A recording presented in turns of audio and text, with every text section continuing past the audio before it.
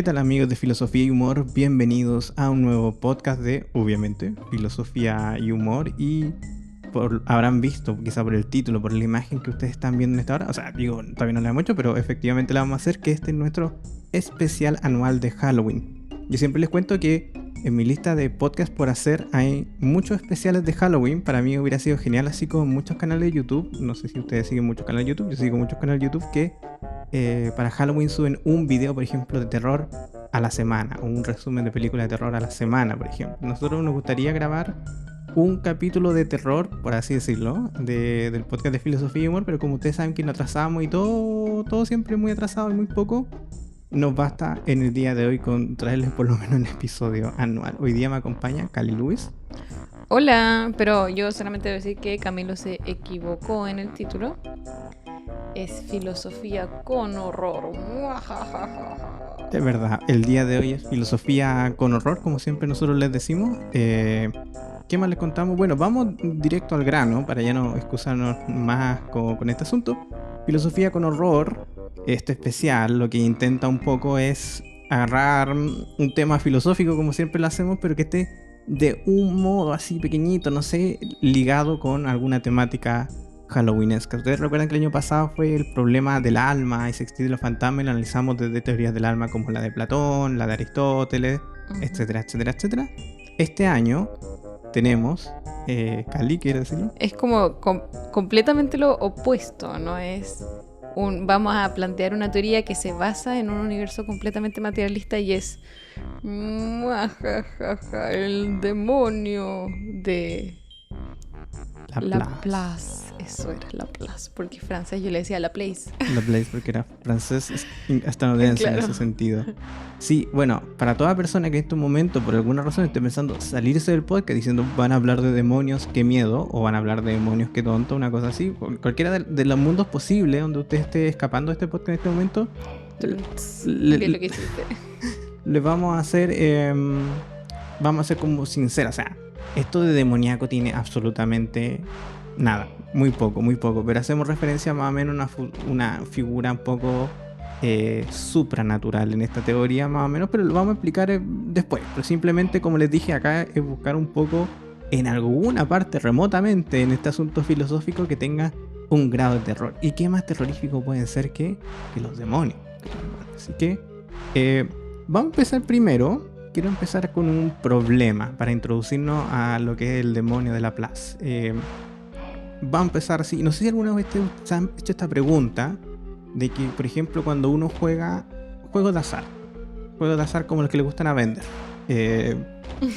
podríamos, no sé, las cartas, los dados, cualquier tipo de esas cosas, tirar los dados y se han preguntado alguna vez si podríamos nosotros de cierto modo predecir el resultado de esos dados, es decir, de cierto modo nosotros tenemos la capacidad de predecir eclipses, tenemos la capacidad de predecir el lugar en el firmamento en que va a estar un astro en varios miles de años más. Entonces uno podría pensar, vaya, si tenemos esas capacidades, si tenemos esos conocimientos tanto teóricos como capacidades técnicas para resolver esos problemas, ¿cómo no es posible predecir la caída de los dados, por ejemplo, sobre una mesa? Y uno podría empezar a preguntarse, claro, hay muchos factores que intervienen en esto. Bueno, en casi todos los fenómenos de la física hay muchos factores que intervienen. Y uno podría decir, claro, interviene el aire, por ejemplo, el lugar, quizá la humedad ambiente incluso tenga alguna injerencia en cómo van a caer los dados.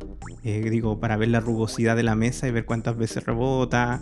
Obviamente factores físicos tradicionales como la normal, la física, el roce con el viento, podríamos decirle, podríamos incluso calcular de cierto modo la fuerza que tiene una mano al tirarlo, pero ese es el punto, ¿podemos efectivamente calcularlo o los factores que intervienen en la caída de un dado son absurdamente grandes, de modo que, y eso nos plantea otro problema, que puede sí que efectivamente sea calculable, pero en el ámbito práctico sería un ejercicio imposible por la cantidad de factores que están dentro del experimento, o por otra parte puede ser que no sea calculable porque entran factores que son incalculables. Es un poco lo que vamos a discutir el día de hoy.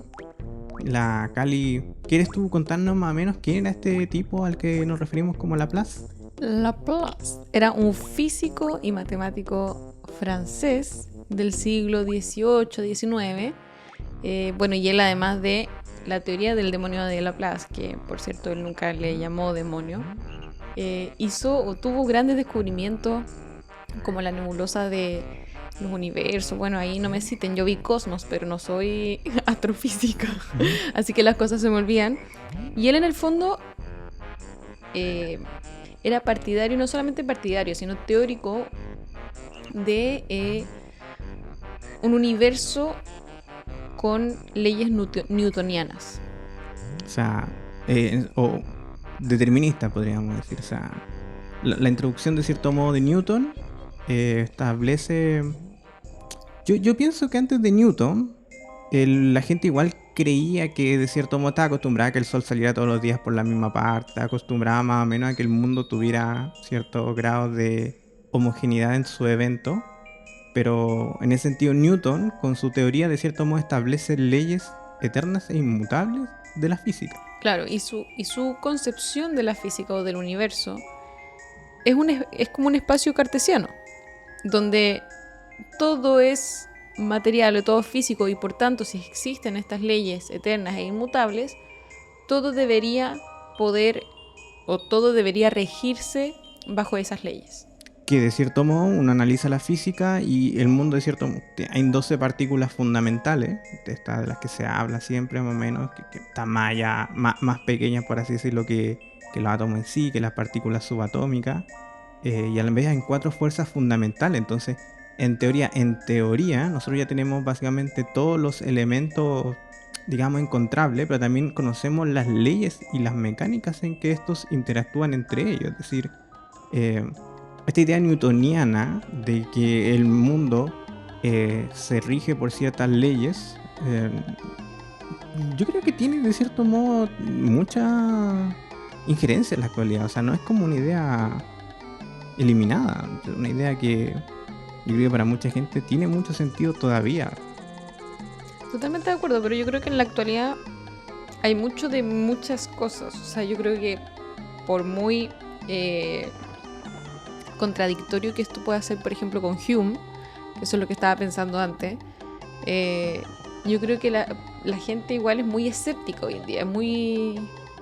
Claro, Hume diría que, para introducir, porque la calidad acaba de introducir a Hume, probablemente ustedes no conocen a Hume, lo que quiere decir Hume al final de cuentas es que esos temas de causalidad efectivamente requieren o un ámbito muy metafísico, un compromiso muy metafísico importante, o por otra parte, tener un conocimiento que excede de cierto modo nuestras capacidades humanas de conocimiento. Es decir, nosotros decimos que todos los días sale el sol, nosotros nos damos cuenta que históricamente todos los días ha salido el sol por el este, me parece. Sí, efectivamente el sol sale por el este.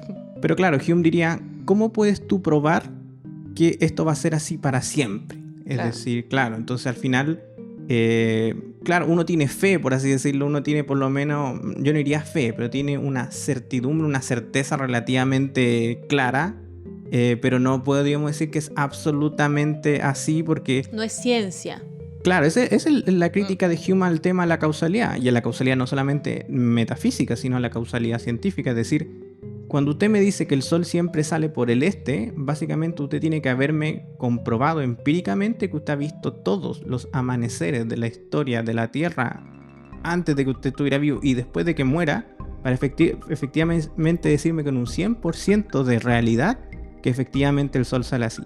Y Hume por otra parte dice, basta que una sola vez no haya sido así o sea así, y esto no puede ser de cierto modo una ley eterna e inmutable. Ese es el problema de Hume.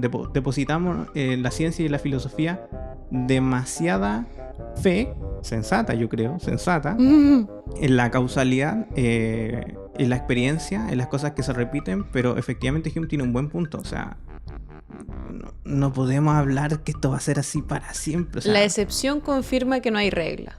Claro, basta que una sola excepción para que esta regla no funcione. El problema es que, claro, empíricamente nosotros no podemos buscar excepciones a que salga el sol. Claro.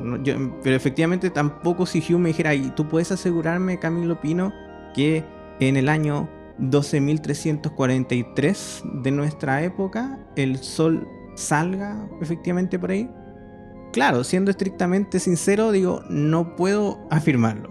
O sea, no puedo. Si todo se mantiene invariable... Claro, Claro. pasaría eso. Pero aún así, incluso, claro, al final es... voy a decir esta palabra que quizás no sea muy conveniente en este contexto científico, pero es un grado de fe. Uno tiene fe en qué va a pasar ahí. Y sigue siendo una cosa bastante sensata. Si alguien me dijera que mañana no va a salir el sol, yo lo trataría como un loco. Ya, Laplace, como nos contaba la Cali, más o menos aboga un poco por este mundo determinista newtoniano materialista, donde hay ciertas causas identificadas y estas causas han podido explicar el mundo que nos toca vivir, casi todas las cosas, y nos han llevado obviamente hasta la luna. Y claro, en el fondo él llega a postular que si existiera la posibilidad que existe dentro de los mundos posibles, que si existiera la posibilidad de conocer el movimiento y la ubicación de todas las partículas existentes, entonces podríamos realmente conocer el futuro. Es decir, no existiría el libre albedrío ni la libertad de acción, etc. Entonces, por ejemplo, cuando ustedes crean que en su próximo cumpleaños ustedes dicen, no sé lo que voy a hacer para mi cumpleaños, y ustedes toman la decisión el día anterior, Laplace diría básicamente, si es que hay alguien capaz de conocer el movimiento y la ubicación de todas las partículas, usted realmente no tomó esa decisión libremente, sino que ya estaba determinado.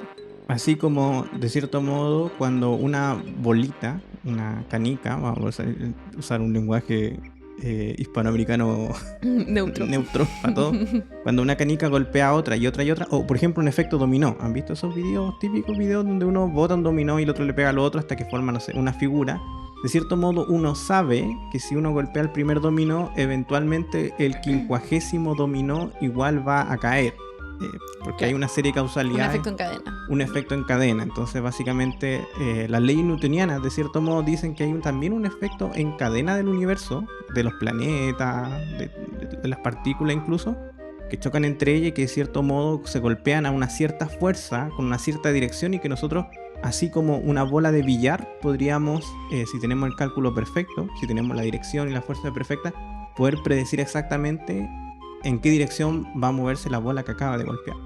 Claro, y lo fantástico es que como estamos basados en este universo newtoniano, es posible que de facto exista una criatura sobrehumana, no sobrenatural, sino sobrehumana, con capacidad superior a las nuestras, que de facto conozca el movimiento de todas las partículas. O sea, el tema, bueno, como decía la Cali, un poco ahí cuando hablaba de las partículas, Laplace, claro, en vez de pensar inmediatamente el futuro, lo que él piensa es decir, podemos nosotros de cierto modo saber qué eventos pasados han ocurrido a raíz del presente, y eso parece igual sensato, digamos, de un punto de vista científico, es decir, voy a ponerlo así muy simple, el efecto del dominó al revés. Cuando uno ve que un dominó cae, uno podría decir qué elementos llevaron a que este dominó se cayera, que son las otras piezas, y uno, claro, podría hacer un recorrido científico, técnico, físico-mecánico, y podría efectivamente ver todas las partículas o elementos que influyeron específicamente en la caída del dominó, y de cierto modo uno podría establecer el lugar de todas esas partículas. O sea, es como una especie de ver una película hacia atrás. Entonces uno ve que una persona llega a tal punto porque viene de tal punto, a tal velocidad. Es científicamente comprobable. Entonces la apuesta de Laplace es que en ese caso, si tuviéramos una capacidad de cómputo, también podríamos, y calculando más o menos todos estos factores, podríamos predecir el futuro, de cierto modo. Por ahí va. Claro, no nosotros, sino esta criatura que finalmente, claro, Es que esa criatura es el demonio. Claro, pero vamos a explicar de dónde viene esto, porque ¿cuál es la dificultad que tiene Laplace dentro de todo esto? Claro, la dificultad de todo esto es más o menos lo que estábamos hablando al principio de los dados y cuáles son o cuántos son los factores que intervienen en los, ¿cómo se dice?, en los asuntos de la vida. En el caso del dado uno dice ya, ¿cuántos son los factores físicos que intervienen? Y parece que son absurdamente muchos. Entonces, la primera dificultad que va a tener entonces Laplace va a ser efectivamente, vamos a ponerlo así, ¿cuál es la capacidad de cómputo que uno tendría o necesitaría para poder calcular el futuro? O sea, básicamente, si yo tengo un típico ejercicio que nos hacían en el colegio en física, y nos ponían el peso del objeto, nos ponían el roce con el viento, nos ponían la dirección de por ejemplo, de la caída, ¿cómo se diría? El ángulo de la caída. El ángulo, claro, estoy pensando así en una rampla o en donde cae. Y si uno tiene esos factores, como sería como de colegio, como de escuela, claro, uno haciendo la ecuación y sabiendo bien cómo aplicarla, podría obtener un resultado, y eso es lo que el profesor de física espera. Pero obviamente en el mundo real, no es que sea físicamente diferente, pero claro, elementos como el roce van a tener que incluir, por ejemplo, la temperatura, la humedad del piso, la densidad del material. Por ahí va el tema, o sea, en el mundo real no es como nuestra tarea de física en que tenemos 4 o 5 factores que podemos aislar con un conocimiento absoluto y resolver el problema matemático. En el mundo real hay una cantidad de factores y es el primer problema que tiene Laplace con esta teoría. Es decir, ¿cómo podemos en verdad saber absolutamente todos los factores, causas y causas anteriores que involucra un solo acto de nuestro presente? Claro, por un rango de probabilidad en el fondo. Claro, pero el problema es que si pone... Es que por eso sitúa a esta criatura, o sea, estoy de acuerdo, pero en el fondo estamos hablando de una criatura que se sobrepondría a todas esas influencias para determinar en el fondo, o sea, esta criatura podría... Claro, es que por eso en el momento posterior es cuando él postula teóricamente que si esto se pudiera hacer, tendría que ser hecho por una deidad, un demonio, algo así. Claro, pero no es sobrehumano, es suprahumano. Claro. Porque una deidad, claro, a no ser de que sea shintoísmo, no puede estar sobre este universo newtoniano. Claro. El tema ahí o sea, en el razonamiento de Laplace, el primer momento es la aceptación o la tesis más o menos de que todo el mundo, por así decirlo, toda la estructura de la realidad es física y que ésta se sustenta bajo leyes newtonianas, y el supuesto de esas leyes newtonianas es que todo está de cierto modo determinado o puede ser determinado o elucubrado por el cálculo porque obedece a ciertas leyes inmutables. El segundo punto sería más o menos la pregunta, es decir, si esto efectivamente responde a ciertas leyes, y podemos ver que hacia atrás, de cierto modo, todos los procesos que hemos pasado tienen causas físicamente perceptibles. Ahí empieza un poco la teoría. La teoría es que entonces, de cierto modo, el futuro también puede ser predecible. Entonces ahí aparece el primer problema. El primer problema es que si incluso aceptamos como verdaderas todos los puntos anteriores que hemos dicho, de cierto modo, igual tenemos que enfrentar la dificultad de que son demasiadas, absurdamente demasiadas las causalidades, vamos a decirlo, las fuerzas o elementos. Las variables, claro. Las variables, exactamente las variables. Y ahí aparece lo que la Cali llamó el ¿Demonio? El demonio de Laplace. Claro, porque ¿qué es lo que dice? ¿Qué es lo que pasa un poco con el problema de Laplace? El problema de Laplace es que justamente tenemos que la única forma de que, por así decirlo, sea verdadera su teoría es que tengamos una capacidad de cómputo brutal. Como una computadora, en el fondo. Claro, o sea, Laplace de cierto modo no pensó, o sea... No, claro, no había conceptualizado las computadoras, pero en el fondo... 1820 y tanto. No, sí, en el fondo lo que queríamos decir y de alguna manera lo que va al podcast es que Laplace es el padre de la computación. De los Sims, por así decirlo, de los modelos... Bueno, es que efectivamente en la actualidad se utilizan supercomputadoras, supongo que la NASA en lugares como el MIT, claro, para reproducir, por ejemplo, la explosión de una estrella. Se simula, de cierto modo, dentro de la computadora una cantidad de material, una cierta fuerza específica, y se crean modelos para más o menos ver los procesos internos que tiene una estrella cuando explota, y la cantidad de cómputo que necesita estos supercomputadores es increíble, o sea, para reproducir una estrella. Es el problema de Laplace, al final de cuentas. El tipo ya había cachado que, de cierto modo, poder predecir o reproducir incluso eventos como una estrella no solo necesitan de las 4 fuerzas fundamentales del universo, sino el conocer perfectamente cómo funcionan los átomos, la relación de los átomos, saber en cómo de todas las partículas existentes. Claro, cómo interactúan entre ellas cuando chocan a ciertas temperaturas, durante una cantidad de tiempo, Claro. que son millones de años generalmente, miles de millones de años. Entonces, claro, volviendo al tema del demonio, eso es justamente la teoría del demonio, o sea... Claro que para mí en el fondo todo lo que tú dices de las variables está bien, es un punto a tener en consideración, por supuesto. ¿Cuáles son las posibilidades reales y concretas de que exista tal demonio? Claro, yo creo que eso es, o sea, tal demonio en el fondo que pueda tener en consideración todas las variables para poder conocer el futuro.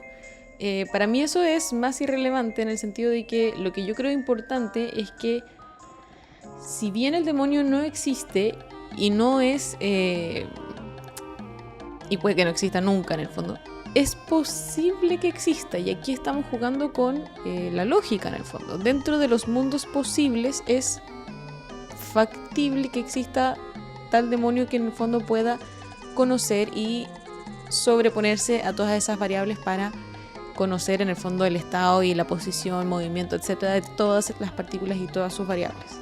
O sea, básicamente, bueno, no es que sea un demonio, básicamente. La pregunta, si puede existir, supongamos nosotros, una supercomputadora, un dios, un demonio, una entidad, una razón sobrehumana, básicamente, capaz de tener en su razonamiento todas y cada uno de los elementos del universo y haber conocido tanto su estado presente como su estado pasado, la interacción entre todos estos elementos, las fuerzas, los movimientos, de modo que al conocer todos esos factores, uno, o sea, este ser pudiera determinar qué es lo que va a pasar dentro de un minuto más, una hora más, 100 millones de años más. O sea, básicamente cuando uno ve, voy a poner este ejemplo, o sea, cuando uno, supongamos que está en un bosque, una cosa así, y uno ve corriendo un conejo y el conejo va en línea recta y pasa detrás de un árbol, uno podría saber inmediatamente que en un segundo más el conejo va a aparecer por el otro lado del árbol. ¿Por qué? Porque nuestra capacidad mental, de cierto modo, captó ese ente en movimiento, captó la direccionalidad, captó la velocidad, entiende el ancho del árbol, básicamente. Entonces uno puede predecir a través de más o menos esta intuición física del mundo que el conejo va a salir del otro lado en un segundo después, por poner un ejemplo. O sea, eso lo podemos hacer nosotros. La pregunta es, claro, ¿podría existir una entidad que bajo estos mismos criterios, con esta misma capacidad, pero teniendo un absoluto conocimiento de todos los elementos de la realidad, podría entonces no solo predecir dónde va a estar este conejo en un segundo más, sino básicamente en 3 años más? Claro. Y eso es lo que iba, por ejemplo, con el caso del cumpleaños. Donde, lo repito porque es un ejemplo fantástico, aunque Camilo me mira con cara de cringe. ¿No? Que en el fondo ustedes le pueden preguntar qué van a hacer el próximo año en su cumpleaños y ustedes no tengo idea, y justo el día anterior de su cumpleaños, ya pasó un año, al día anterior toman una decisión. Claro, si existiera realmente este fenómeno, esto no habría sido realmente una decisión que ustedes hubiesen tomado a último minuto, sino que en el fondo hubiese siempre estado en la frontera de acciones que ustedes iban a tomar. Claro, o sea, si usted está en su cumpleaños y mira hacia atrás, de cierto modo podría identificar, quizá no usted, quizá esta mente increíble, pero podría identificar todos los elementos, todos los factores, todas las causalidades que lo llevaron hasta su fiesta de cumpleaños. Podría enumerarlo así como una línea perfectamente trazable, y yo creo que puede ser así cuando uno mira para atrás. ¿Qué impide que no lo vea para adelante? Claro, usted no sabía qué hacer para su cumpleaños, pero esta entidad sí lo sabía. Entonces aquí empieza, voy a ingresar más o menos el primer problema que tenemos acá. Quizá para usted no es un problema, pero filosóficamente es un problema. Esto se llama un determinismo. Un determinismo fatalista específicamente. Es decir, no existe la libertad. No existe las decisiones libres, no existe aleatoriedad, no existe random, como se dice. ¿Por qué? Porque efectivamente si todo está regido por estas leyes y todos los elementos del universo son relativamente identificables, de cierto modo también sus decisiones son identificables. Entonces, esto es lo que, no sé, bueno, acá obviamente los espinosistas me van a criticar, pero este es un poco el determinismo espinosista, el panteísmo determinista espinosista. Sí o sí tienen que leer con mucha Mm, sutileza eso. Pero, por ejemplo, los estoicos también pensaban en esto. Pensaban en que existía un destino y que todos los elementos estaban de cierto modo determinados. Los estoicos también eran fatalistas en ese sentido. Y esto sería una especie de fatalismo mecánico. Es decir, como todo es como una especie de reloj. Pensémoslo así, el mundo sería una especie de reloj. Y el quien conoce bien los engranes y cómo funcionan, efectivamente hace lo que hacemos nosotros, que esperamos que si ahora son las 2 en punto y que vamos a ver el reloj en 5 horas después, deberían ser las 7 en punto. Porque tenemos más o menos conocimiento exacto de las mecánicas internas del reloj y que funcionan cada uno de esos engranajes alineados con otro de un modo mecánicamente determinado. El mundo sería así, incluyendo su cumpleaños. ¿No deberían ser las 5 en punto? ¿No? ¿Qué dije? Si eran las 12 y pasaban 5 horas. Ah, que dije las 2. Ah, entendí las 12. Quizá, bueno, también tengo las 12 por acá, con este micrófono. Pero hay un problema. El problema más o menos el supuesto en el que el supuesto que descansa toda esta teoría y el supuesto que ya habíamos mencionado anteriormente, que es un mundo newtoniano, que quiere decir que es un mundo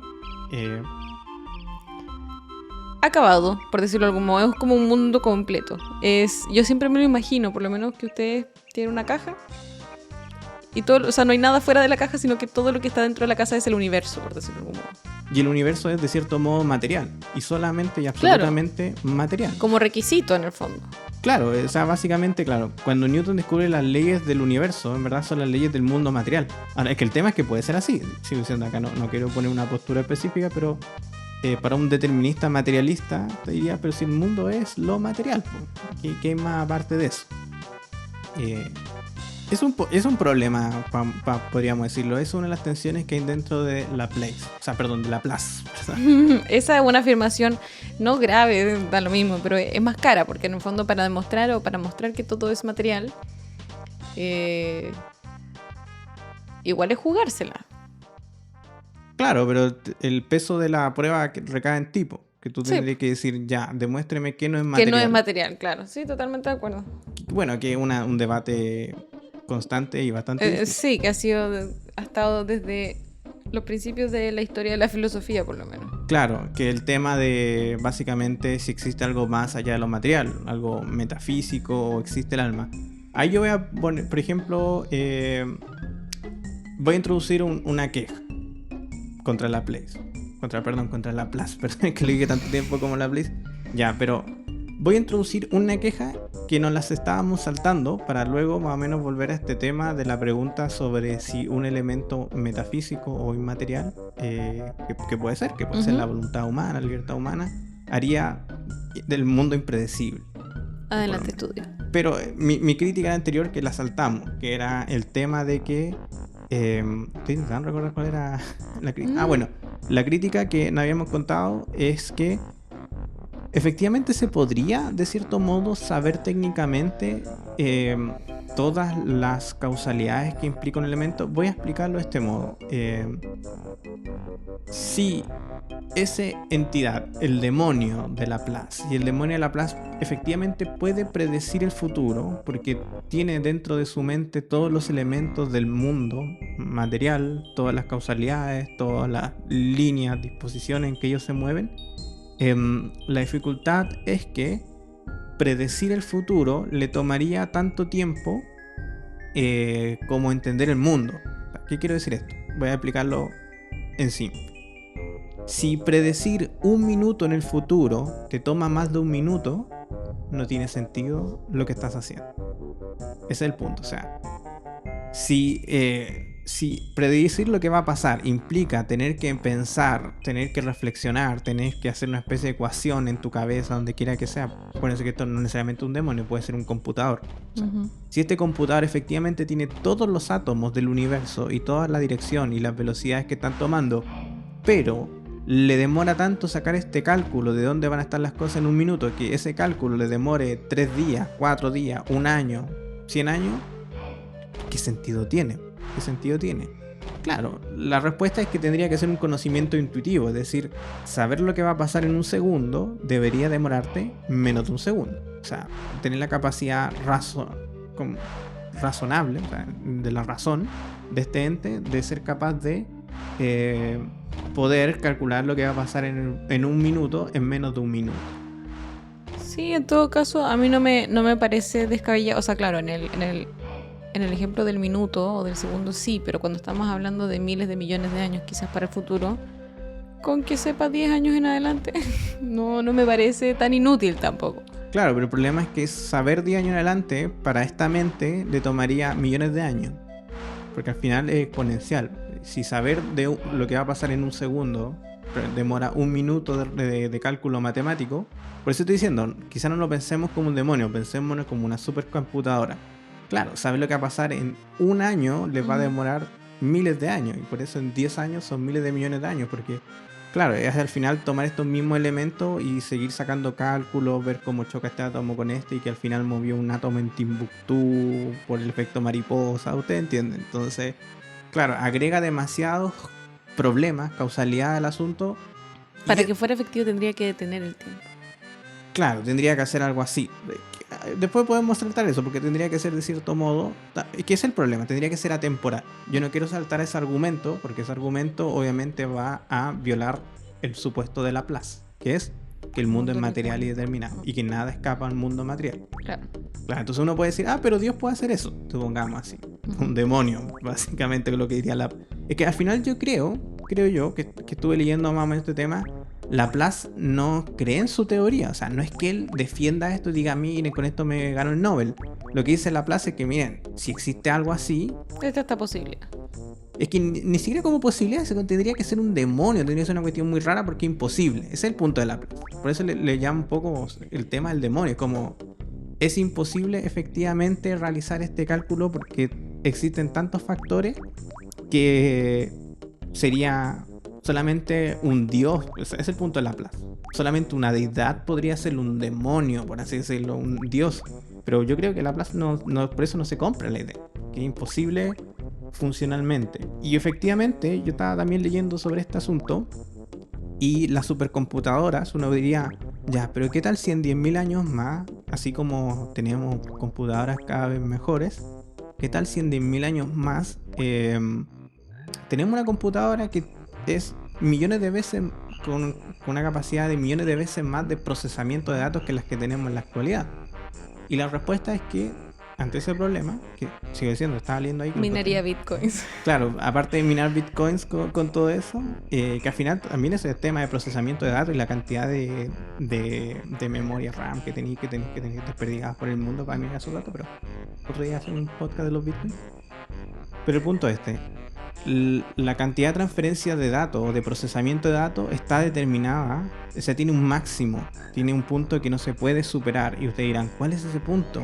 ¿Puede que la computadora eventualmente no pueda superar algo? La respuesta es sí, que es la velocidad de la luz. O sea, como nada puede ir más rápido que la velocidad de la luz, de cierto modo el procesamiento de datos nunca va a poder exceder, transformando obviamente la ecuación y cosas así, la velocidad de la luz. O sea, cuando usted pregunte la fibra óptica que manda internet y manda datos, la respuesta es ¿qué tan rápido puede ir esa fibra óptica? Pues la respuesta es que nunca va a poder ir más rápido que la velocidad de la luz. Estos son láseres, son luces que van rebotando por ahí en el cable por dentro. Entonces, básicamente, ¿cuál sería la velocidad más rápida de transmisión de datos para los seres humanos? Es que es la velocidad más rápida del universo, que es la velocidad de la luz. Bueno, en simple, esa sería la crítica técnica a Laplace. Sigo diciendo, Laplace, yo creo que no se comprometía con su teoría, la tira así como talla, así como chiste. O sea, no como chiste, un chiste bastante intelectual y bastante interesante y muy bueno, pero justamente mantiene esta posición de que incluso con los conocimientos que tenemos en la actualidad, 150, 70, más años, cerca de 200 años después de esta teoría, efectivamente podríamos decir que nunca podríamos calcular el futuro a través de las mecánicas, como dice Laplace, porque no podemos violar el mismo supuesto de este autor, que es justamente que el mundo es completamente material. La velocidad de la luz es la velocidad más rápida en el mundo material que conocemos en la actualidad, y que por ende un dato o los datos, el procesamiento no podría ir más rápido que esto tan fácil. Y claro, yo, o sea, contrarrestando lo que dijo Camilo, yo no sé si Laplace lo hizo o sea, como a modo de broma o de humorada esta teoría, sino que yo creo que evidentemente él planteó esta posibilidad de que si se cumplen todas las variables, entonces es posible que exista tal criatura. Pero no, esa es una posibilidad lógica. No creo que este tipo realmente haya creado o esperado que alguna vez existiera algo así. Claro, pues, o sea, no, es que, claro, el tema de Laplace, al final de cuentas, es que él no está intentando comprobar que existe una criatura. No. Está intentando, entonces, básicamente... Está intentando mostrar que existe, dentro de los mundos posibles que hay, existe la posibilidad de que en uno de esos mundos exista esta criatura. De hecho, yo creo ahí, y esto tendría que confirmarlo, quizá alguien quiera confirmarlo, pero él no le llama incluso el demonio de Laplace, como que le ponen así, y alguien posterior le puso, entonces Laplace está hablando de una especie de un demonio, un ser superior. Él nunca le llama demonio, si lo dijimos al principio. Claro, nunca le llama demonio al tema, es decir, como que no se sigue su teoría más o menos, inventando un ser ficticio en este caso, teóricamente con una capacidad de cómputo mental para resolver el problema del futuro. Pero volviendo a lo que decía justamente ahí la Cali, el tema es que la física cuántica plantea, por lo menos en la actualidad de lo que se sabe, ciertas condiciones de indeterminación a la física newtoniana. Es decir, si para Newton de cierto modo había resuelto el universo, porque era simplemente escarbar mejor y afinar un poco los detalles para resolver los asuntos, pero básicamente las leyes de la mecánica ya estaban de cierto modo descubiertas y con eso podíamos explicar materialmente todo el mundo. La física cuántica, que es la física un poco de partículas, es decir, el mundo subatómico, nos muestra que existen un montón de partículas que se mueven de forma irregular y que al final la única forma de datación que nosotros tenemos de ellas es la cuantificación, es decir, estadísticamente esto estaría acá con un X% de posibilidad. Entonces... nunca se podría saber certeramente. Claro. O a ciencia cierta, sino que siempre está la probabilidad, que puede ser mayor o menor, pero nunca es un 100% de seguridad de que va a estar en tal parte o tal otra parte. Claro, sí. Entonces, esa es una dificultad contemporánea que se plantea el problema del demonio de Laplace. Bueno, vamos cerrando con el último punto que habíamos dejado, en el aire, que era ¿y qué pasa con la libertad humana? Porque acuérdense que Laplace tenía el supuesto de que todo el mundo era material. Entonces, ¿qué pasa si existe algo inmaterial? Si se postula algo, en el fondo salimos de este universo newtoniano, donde no existe nada inmaterial, que ahí, si estamos insertos en este mundo, definitivamente no somos libres. Si existe lo inmaterial, nosotros podríamos velar por una libertad humana, una libertad de la persona. ¿Por qué? Básicamente porque cada persona se puede autodeterminar. ¿Pero por qué seríamos entonces en ese ámbito libre? ¿Qué habría en el ser humano que daría esa libertad?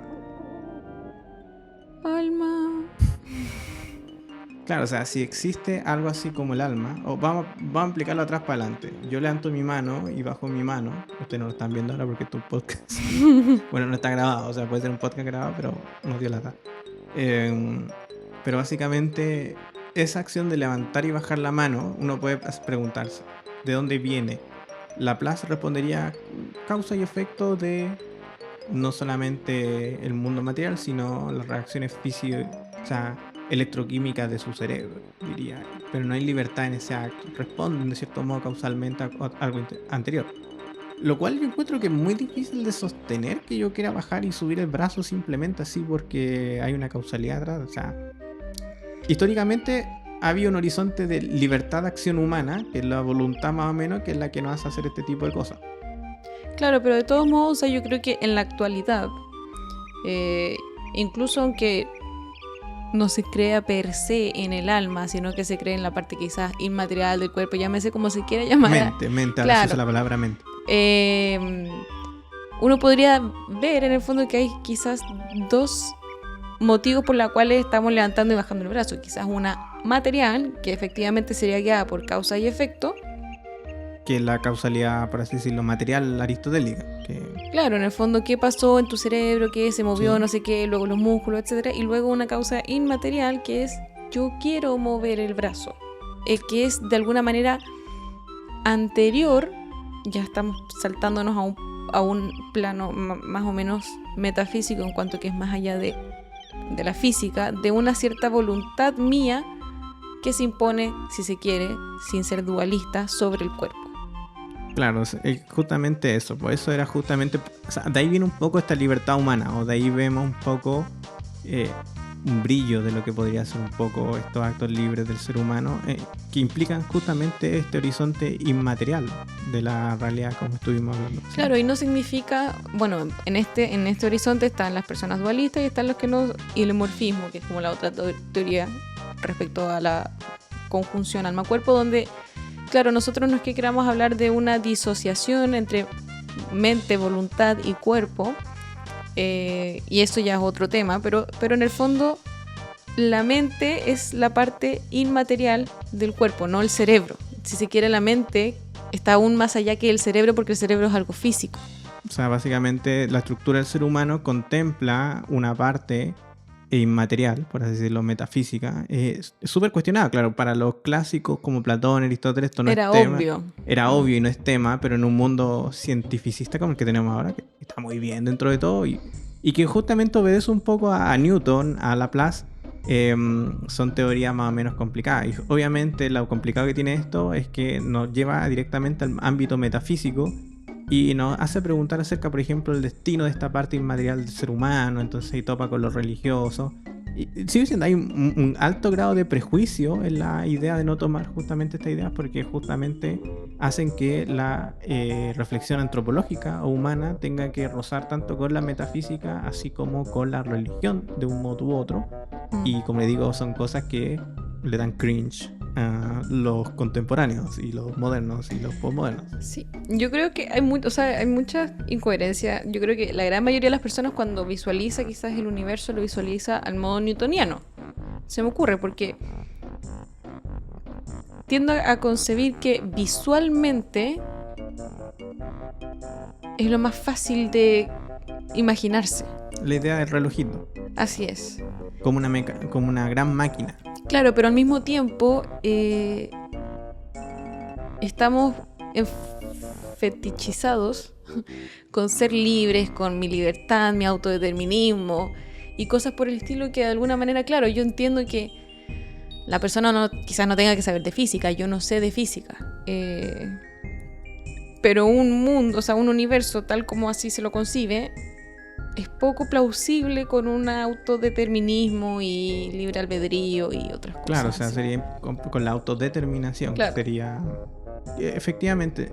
Bueno, y después la gente introduce nociones como de energías, como que resuelven los problemas y que si tú piensas esto, la energía se alinea y te da cosas, que al final justamente moverse las mismas mecánicas deterministas a un universo material, pero querer darle un toque espiritual metafísico, pero sin notar que ese toque espiritual metafísico que están ingresando es simplemente ingresar la misma mecánica física moderna, que es básicamente pensar, por ejemplo, que la fe es como Bluetooth, como electricidad. Se prende y se apaga.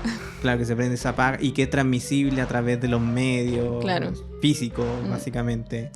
No sé, yo solamente voy a decir que si Marie Kondo cree en las energías y que hay que liberar las energías de la casa, etcétera, yo estoy con ella. Claro, pero Marie Kondo en ese ámbito sería como Laplace. Sería newtoniana en ese sentido. Y que existen energías que... Pero es como la electricidad, básicamente, que créanme, la electricidad rodea toda su casa. Es como la estática. Claro, y que rodea efectivamente toda su estática. Y que de eso no se desprende, por así decirlo, ninguna religión, por así decirlo. O sea, no hay religiosidad en eso, porque son fuerzas nomás. Así como sigo diciendo, como el Bluetooth, como el infrarrojo, cuando usted prende la tele con el control remoto, no hay nada de místico en eso.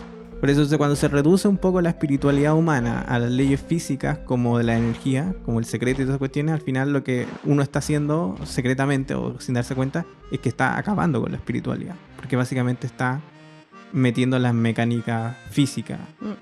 Pues bueno, eso amerita otro podcast. Dejamos hasta acá entonces el podcast del día de hoy sobre el demonio de Laplace. Eso no fue preparado.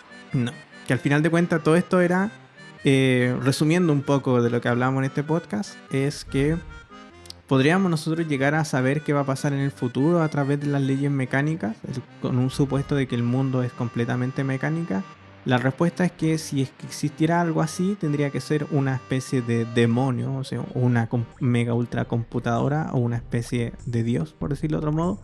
Y que aún así parece algo muy poco viable dentro también de este concepto determinista del mundo, porque tendría que tener por una parte una capacidad de cómputo que sería básicamente conocer el universo y reflexionar sobre el universo le toma siempre más tiempo que el que ver el futuro. Básicamente le tomaría Que más, vivirlo. claro, le tomaría más de un minuto saber lo que va a pasar en un minuto. Y eso es porque las mismas leyes físicas establecen de cierto modo un límite al movimiento de la información. Y por otra parte también, como comentaba la Cali, la introducción de la mecánica cuántica establece un grado de indeterminación, de cuantificación, de probabilidades que desestabiliza un poco la idea del determinismo radical de las leyes físicas del universo. Y por otra parte también introdujimos criterios como si el ser humano tiene algo así como el alma, también tiene libertad y toda esta, y la mente, el alma por así decirlo, no se supeditan a las leyes físicas del universo y por ende en libertad. Eso, algo más que agregar, Cali, para el día de hoy. Que pasen un excelente Halloween. Que lo pasen bien. Si se cuentan, no hay especial de Navidad porque por lo menos a mí... This is Halloween. Vamos a cantar la misma canción en Navidad porque está la constante disputa si El extraño mundo de Jack es una película de Halloween o de Navidad. Pero Navidad para nosotros, a mí no me importa, no sé, a la Cali le gusta harta Navidad, pero para mí lo único que sería celebrar es Halloween y por eso tenemos nuestro especial de Halloween. Y eso no tenemos más especial. En Instagram tenemos el especial de febrero, que es el día de los enamorados de los filósofos. Pero Halloween es lo único que amerita especial, que por ahora. Es lo único que despierta tu alma del más allá. Sí. Así que nos despedimos, gente linda.